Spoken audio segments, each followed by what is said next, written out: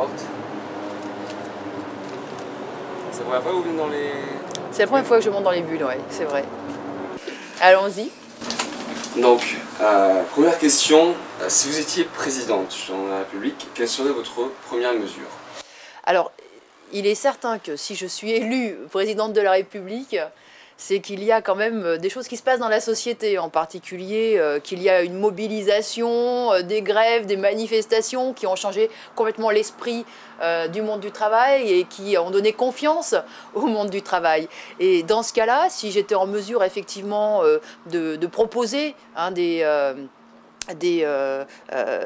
objectifs, eh bien, ça serait l'interdiction des licenciements et la répartition du travail entre tous sans perte de salaire. Parce que je crois que le chômage, c'est le fléau numéro 1 pour les classes populaires et que c'est le seul moyen de lutter contre le chômage. Si vous étiez justement élu, est-ce que vous habiteriez au Palais de l'Élysée?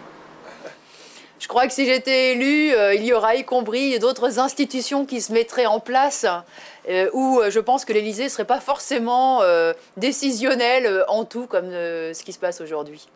Je crois que le poids des travailleurs dans ces institutions serait supérieur, qu'ils auraient justement leur mot à dire, non seulement sur les décisions politiques, mais aussi sur les décisions économiques.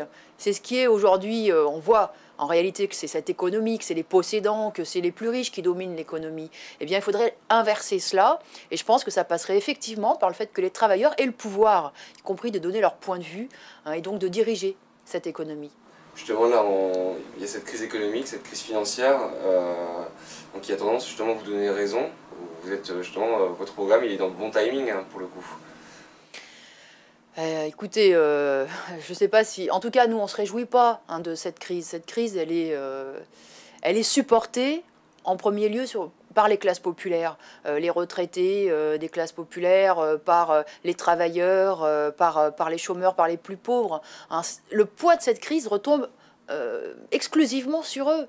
Donc nous ne nous en réjouissons pas.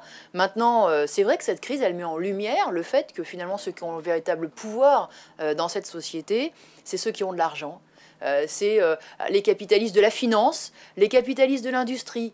Nous ne faisons pas, comment dire, nous ne disons pas qu'il y a la méchante finance d'un côté et les bons industriels de l'autre. Nous pensons qu'au contraire, leurs intérêts en réalité sont entremêlés, que les uns apportent des milliards d'aliments à la spéculation aux autres et que c'est l'ensemble du système qu'il faut revoir. C'est un système qui est basé sur l'exploitation.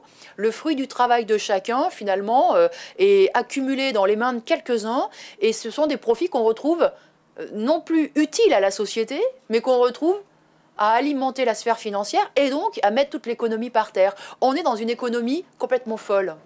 On sent quand même chez beaucoup de citoyens français qu'il y a un besoin de changement.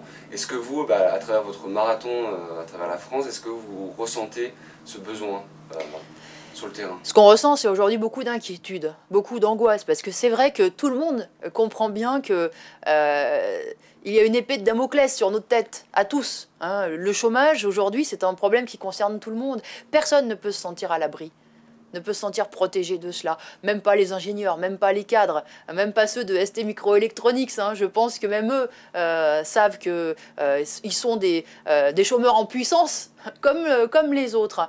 Et cette angoisse-là, on la rencontre, avec bien sûr aussi l'angoisse de se dire est-ce qu'on arrivera à payer toutes les factures, à remplir le frigo, à assurer le niveau de vie qu'on avait, est-ce qu'on arrivera à payer les traites de la maison. Donc tout ça, on le sent.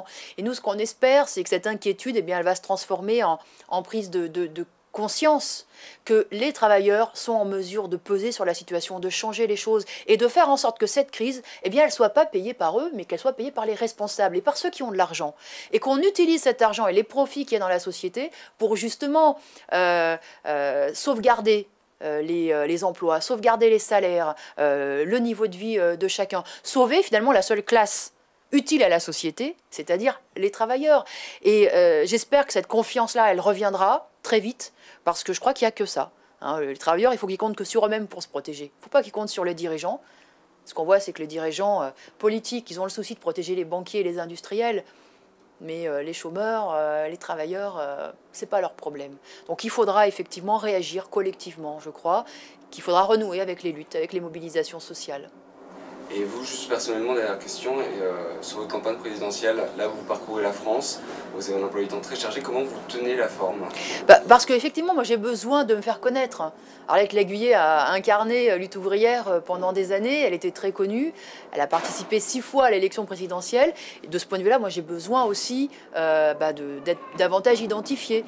Donc effectivement, je mène une campagne militante, mais moi, comme tous les autres camarades, et vous savez, notre campagne, elle sera réussie si on aura atteint l'objectif de discuter avec des millions de travailleurs, de jeunes, de retraités des classes populaires et les avoir convaincus qu'on peut changer les choses.